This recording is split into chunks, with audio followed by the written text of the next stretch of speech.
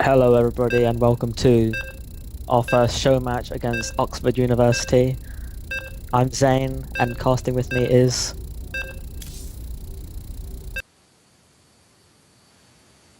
Cox, but I think his mic's muted. Well, the first match is going to be Glenn Splinter, our ISL 2013 Summer Champion, playing against a Terran player from Oxford known as Radio Zone, and the map will be Belshire Vestige, LE. Cox, is your mic unmuted?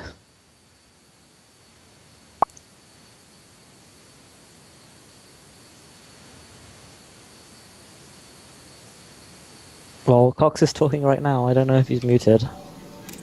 I can hear him, but I'm not sure if the viewers can. Well, in the bottom right-hand side of this map, we do have our red Protoss, Splinter, and from Oxford University we do have in the top left the blue Terran, Radio Zone.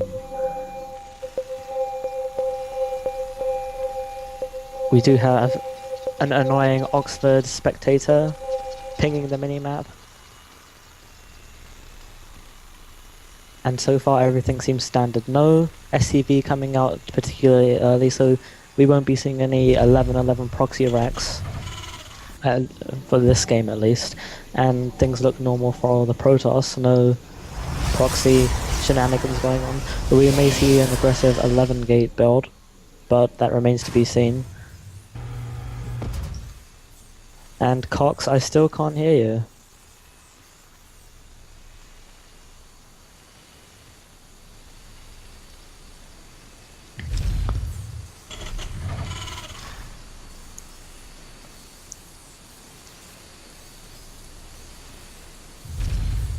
Just somebody in the chat, please tell us if you can hear Cox. That would be very appreciated. So we do have standard barracks gas opening for the Terran player, and interestingly enough opting not to wall off. But Splinter, I know, is a player that doesn't really favour scouting, so that isn't going to affect him too much anyways. Though the Terran does opt to send quite an early scout, unusual in this matchup. This SCV can potentially be annoying though, maybe building an engineering bay at the natural to block the Nexus, delaying it, forcing a Zealot to come out. And the Cyber Core does go down for Splinter, very standard play going on, and where's this SCV going? It looks like it's just going to go straight back home. Not wanting to stick around and scout the Nexus timing, instead making a Reaper and using that to scout. And Splinter making a Zealot. He probably expects an engineering lay block right now, but he's going to send a probe and cancel that Zealot, probably if he sees no engineering bay.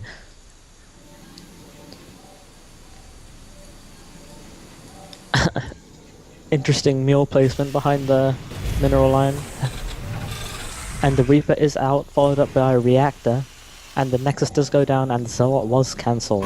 Mothership Core on the way. This is as standard as it gets for Protoss, and also pretty standard for Terran as well.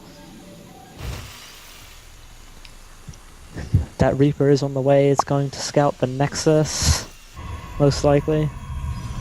Yes, it does fly past the Nexus, opting to go straight for the mineral line, try and get some harassment in, but the Mothership Core is there, needs to micro and try and minimize the damage that Reaper can cause. Stalker on the way, second gas on the way, Warp Gate not quite on the way yet, but should be soon. Command Center's going down for the Terran player, and the Factory, quite greedy play. Normally you're going to see about 3 barracks before that Factory goes down, but with this very fast Factory we could be seeing some very early medevac aggression, perhaps even with Widow Mines or Hellions or even Hellbats. Well, we'll see where this Mothership Core is going. It looks like he wants to put on some pressure with it, or maybe just at least scout. Of course the Stalker is staying at home in case that Reaper decides to pop into the main base. Denying scouting is very important, and the Mothership Core is going to continue forward towards the Terran base. The trajectory makes it kind of look like it just wants to go in for a scout, and we do see a Widow Mine in production. Still no Starport on the way, but this does kind of indicate some kind of incoming mine drop. Marines in position to intercept this mothership core. Widow Mine on the way also to intercept the mothership core. Splinter sees the factory, he's seen what he wants to see, and he decides to head back home. Needs to make sure that mothership core gets home in time because a mine drop could be happening very shortly, and that mothership core would be pivotal in defending such a thing. You do have an observer on the way, and the second queued up. Splinter, of course, recognizing that a mine drop is very possible, and that starport was kind of delayed, so the mine drop will be fairly late. More widow mines, engineering bay in construction, radio zone identifying that oracles are a possible threat, and Splinter being very safe, making two cannons, one in each mineral line, as well as having 2 observers on the map. He is very well prepared for any kind of medevac aggression, be it with mines or just pure marines. And we do see Starport making 1 medevac at a time, not giving it the reactor. Quite interesting. Usually you'll see players get the reactor on that Starport ASAP. Terran only now just taking the second gas, quite late. And we do see Splinter going up to 3 gates. Still no Twilight Council or Robo Bay yet. When one of those buildings goes down, that's gonna kind of give us a good idea of how the rest of the game is going to play out. Stalkers moving to the corner of the map, looking to intercept this medevac.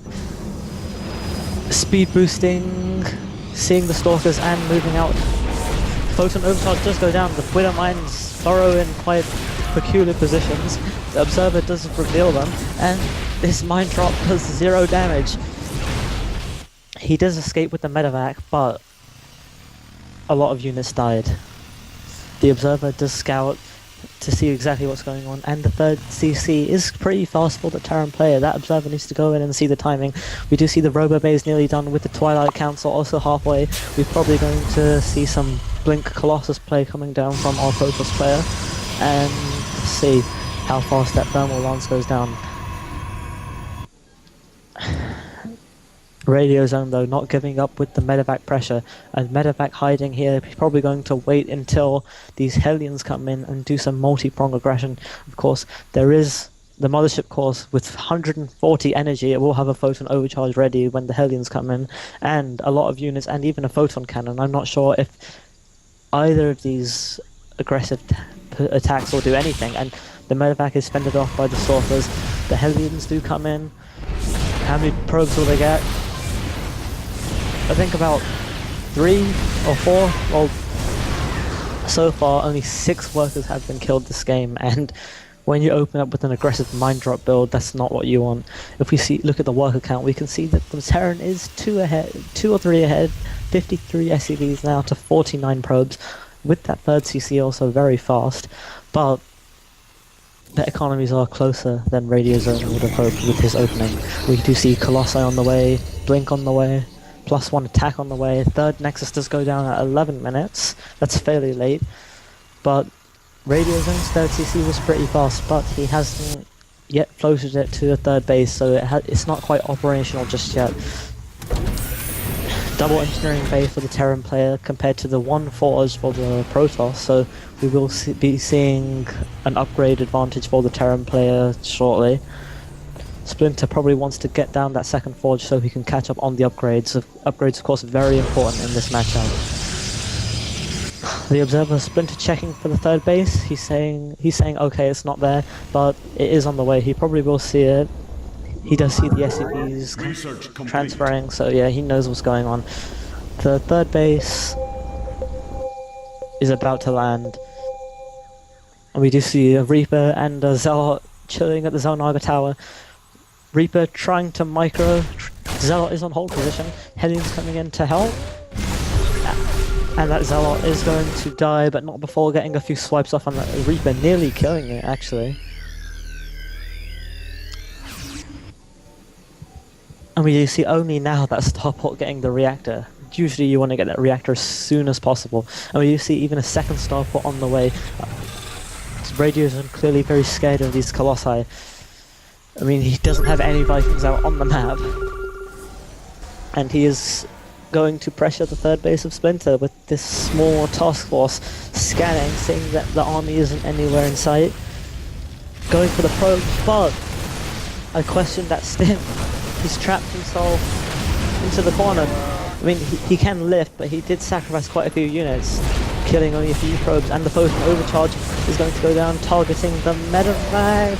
No, targeting the Marines, and a feedback does go down, killing one of the medevacs.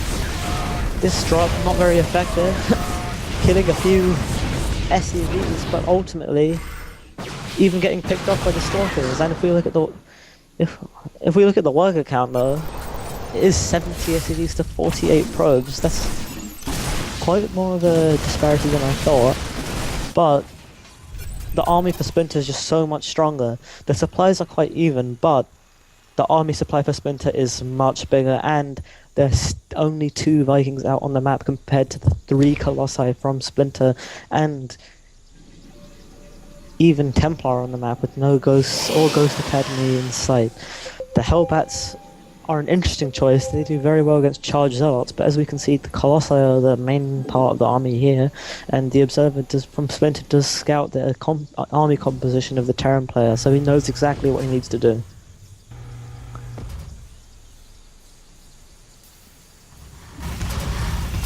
Storm just now starting. As Splinter decides to push out, I guess he's going to take an aggressive stance and then finally push in a Storm finisher so he can make use of these 4 Templar. Alternatively, he could morph them into Archons and attack straight away, but I don't think that'd be the best choice. This Widowmine being annoying, denying control of that Zelnaga watchtower. Glenn making an Observer, recognizing that there could be more Widowmines elsewhere.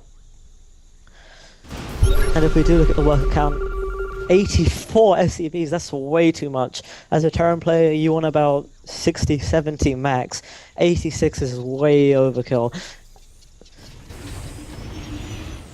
I mean, the Terran player is ahead in supply, but most of that supply is in SCVs. The army supply for Glenn is way bigger right now, and there's only 5 Vikings compared to 3 Colossi. I mean, there are 3 more Vikings on the way, but with Storm... Oh, and... interesting choice. Or not so interesting choice. Okay, never mind. I thought he morphed his Templar, all of his Templar into Archons, but he does have some left over from a while ago that have a lot of energy. They all have about 2 Storms each, and as Storm finishes, Splinter just decides to push in. 1 Storm goes down. Will we see a tiny time warp? No, the Storm goes down on the Vikings. All the Colossi still up. 1 goes down. More Storms. No, making Archons, and the supply for the Terran player does plummet. 1,300 minerals in the bank for the Terran player. Too many SCVs, and force fields tracking all of them. And it looks like there's no way the Terran player can come back. And GG. Splinter from Imperial takes the first map of the series convincingly. Cox, is your mic working yet?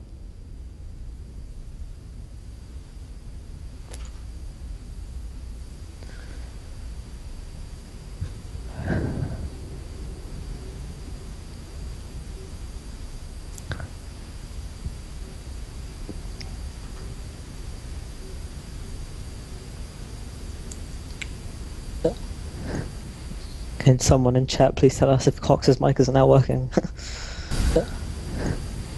Can someone in chat please tell us if Cox's mic is now working?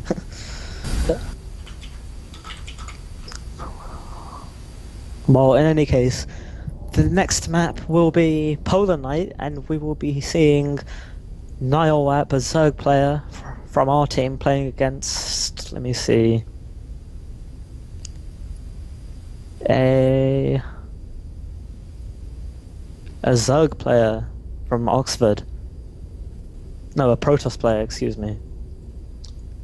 Interesting choice from Oxford to put a Protoss player on a Zerg favored map like Polar Knight.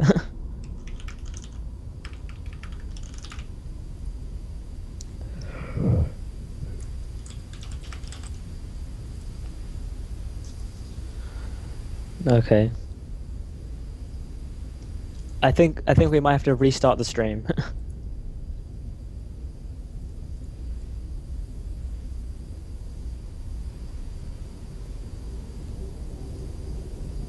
Okay.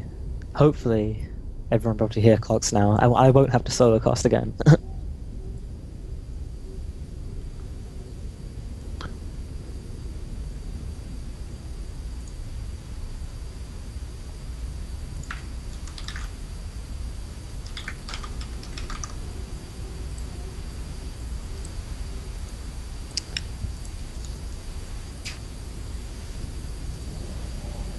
Still can't hear you.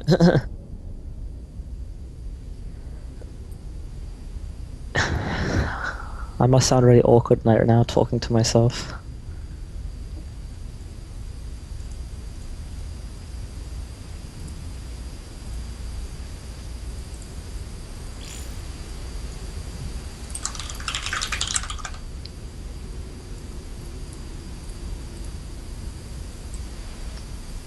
Okay, the stream's going to be restarted, sorry.